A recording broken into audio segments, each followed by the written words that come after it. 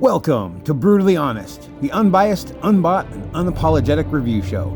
Today we're talking about Star Wars Jedi Survivor. The good, the bad, and everything in between. Stay tuned.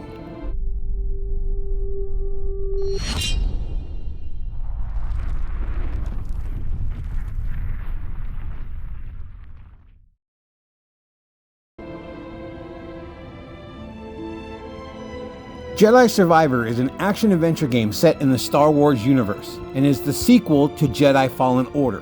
It takes place 5 years after Fallen Order and focuses on the now 22-year-old Cal Kestis, a Padawan that survived the purge of Order 66 and has since become a Jedi Knight. This time around, he's trying to locate the lost planet of Tanalorr, which he believes could be a sanctuary from the Empire. If you liked Fallen Order, then you'll love this game. It feels like a direct continuation of the first, as you start with every ability Cal had at the end of Fallen Order, so you can seamlessly slide right back in as if it was the same game. The combat is significantly improved from Fallen Order and is very fluid. The AI can be extremely ruthless, especially on higher difficulties. This series has always been compared to the Dark Souls series, given how hard it can be.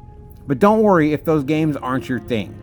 Survivor has several settings, and even a story setting for those of you that just want to experience the narrative, which is absolutely amazing for the record. The cast of characters are extremely well written as well, and there are several sequences that will get you in the feels.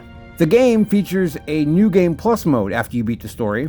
New Game Plus lets you keep all of the unlockables, collectibles, outfits, ability points, etc. that you've collected along the way.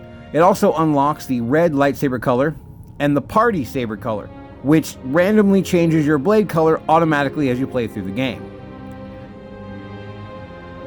You will also gain access to 3 very special perks that you can use in the game. More on perks later. Jedi Survivor takes you to many different planets, space stations, and even a moon within the Star Wars universe, like Kobo, Jeddah, Nova Garen, and even Coruscant. The game is vastly bigger than its predecessor, and you'll have to revisit these areas several times if you want to 100% each planet, and thus, the game. Though, unlike Fallen Order, Survivor has a fast travel system. There are 9 different skill trees this time around, each divided up into 3 categories: Survival, Lightsaber, and Force. Even after my second playthrough, I was unable to get everything, so you'll definitely have to choose wisely how you want to set your build. Survivor has much more diversity in skills and abilities this time around, which allows you to make vastly different and unique builds, as well as access to 5 very different and very distinct lightsaber stances: single blade, double bladed, dual wield, blaster, and crossguard. Though you can switch back and forth at any time and combo them off of each other, you can only have 2 of these active at any given time, which can be switched out at any meditation point, once you've unlocked them, of course.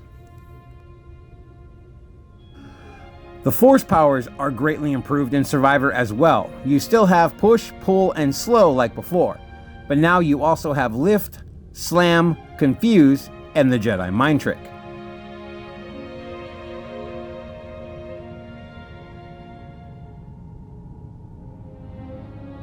Note that slow has been changed into a special ability that requires you to build up a gauge before you can use it, and it affects everyone around you all at once. BD1 still has his skills, as well as a couple of new ones, like the electric charge and the Kobo matter sprayer. The wall run and the double jump are back too, as well as a brand new grappling hook, which can be upgraded to launch you high up into the air. There are even mounts in this game that you can ride on. Lightsaber combat feels familiar in the beginning, yet becomes very in-depth as you unlock new skills and abilities. Each lightsaber stance has its pros and cons, so plan accordingly to fit your playstyle. The blocking and parrying system is largely the same, but there are a few new things depending on which stance you're using. Just like Fallen Order, Survivor has unlockables that you can find such as new outfit pieces, lightsaber pieces, and even parts for your new blaster. So uncivilized. Customization has been given a massive overhaul. This time around, you can change Cal's hairstyle and beard style,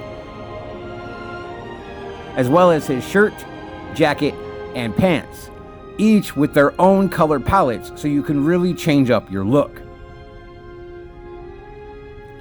BD1 can also now be fully customized with completely new parts like different heads, legs, antenna, and body, and of course his color, though this time you can change multiple color layers instead of just applying a set color palette. The lightsaber customization has also been expanded to include the new stances.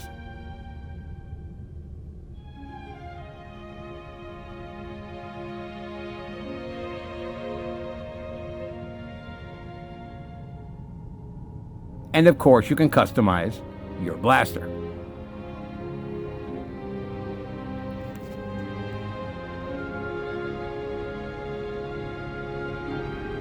Aside from your skills and stances, Survivor has a new perks system. Perks are basically mods that you can equip to enhance Cal even further. Things like increased block meter, additional damage, life regen, etc. There are 3 special blue perks that unlock in New Game Plus, the ones I mentioned earlier in the video.